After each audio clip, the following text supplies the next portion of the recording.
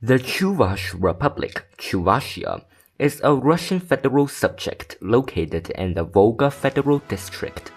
The administrative center is Cheboksary. The titular nation of Chuvashia is the Chuvash. Chuvashia is a republic in the Middle Volga region of European Russia, a land of rolling hills, forests, and river valleys that has long served as a meeting ground between Turkic, Finno-Ugric, and Slavic worlds. Situated west of the Volga River and not far from the Great Bend where that river curves southward, the region's fertile soils and moderate continental climate have supported dense rural settlement for centuries. Agriculture, village life, and seasonal rhythms have historically shaped its social structure more than dramatic geography or frontier warfare, giving the region a reputation for quiet continuity rather than upheaval. The titular people of the republic are the Chuvash, a Turkic-speaking group whose language is unique within the Turkic family. Linguistically, Chuvash belongs to the Oghur branch, which differs significantly from the more widespread Turkic languages such as Tatar or Turkish.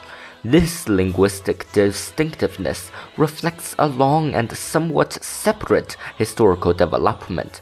Many scholars trace Chuvash ancestry in part to the Volga Bulgars, a medieval state that flourished along the Volga before being absorbed into the Mongol Empire in the 13th century. Over time, remnants of these populations mixed with local Finno-Ugric peoples and Slavic settlers, forming the ethno-cultural identity recognized today as Chuvash. Before incorporation into the Russian state, the region's inhabitants lived in agrarian communities organized around kinship ties, village assemblies, and local ritual traditions. Spiritual life centered on a complex system of pre-Christian beliefs focused on nature spirits, sacred groves, and ancestral reverence. Even after the spread of Orthodox Christianity during the Russian imperial period, many older practices survived in blended form, shaping folk customs, seasonal festivals, and village rites. This blending of Orthodox and indigenous elements remains a distinctive feature of Chuvash cultural heritage. Russian political control expanded into the region in the 16th century following the conquest of the Kazan Khanate. From that point onward, Chuvash lands became integrated into imperial administrative and economic systems. Missionary activity increased and Orthodox institutions became prominent, though conversion was often gradual and uneven. Compared with some other Volga peoples, the Chuvash were incorporated relatively early and experienced fewer large-scale uprisings, which contributed to their reputation in imperial sources as a stable and agrarian population. Over time, Russian language and culture gained influence, especially in towns and official life. The Soviet period marked a profound transformation.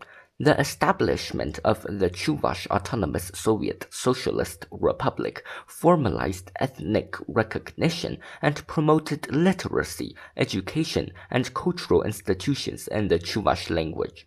Industrialization expanded, especially in the capital, Cheboksary, which developed manufacturing, engineering, and electrical industries. Rural electrification, schooling, and healthcare improved living standards, but collectivization also disrupted traditional village life, and religious institutions were suppressed.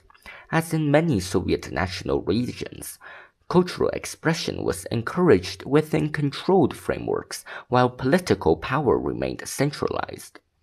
After the dissolution of the Soviet Union, Chuvashia became a republic within the Russian Federation. Its economy today is mixed, combining industry, agriculture, and services. Manufacturing remains important, particularly in machinery, electronics, and chemical production, while farming continues to support rural communities. Compared to resource-rich regions, Chuvashia does not possess large oil or gas reserves, which has limited its economic leverage, but also spared it some of the boom and bust cycles seen elsewhere.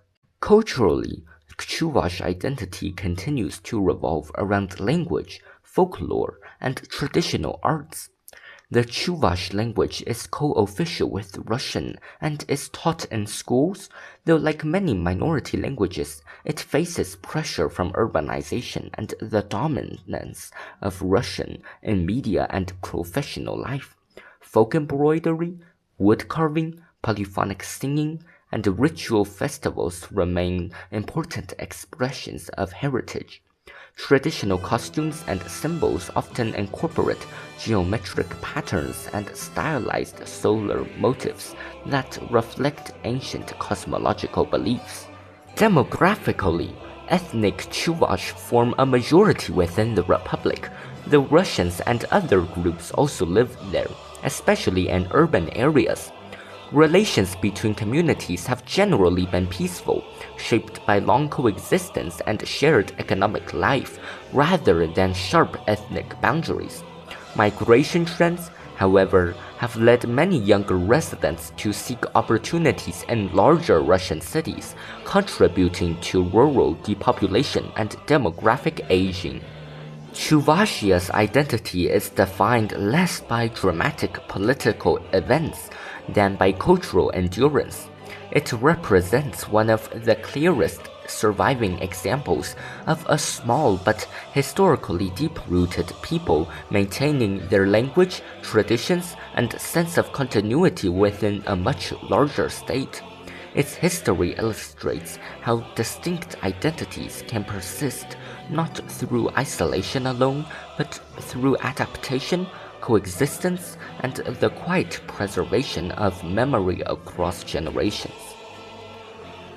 Like, comment, and share to support this channel. Subscribe for more hidden corners of the world.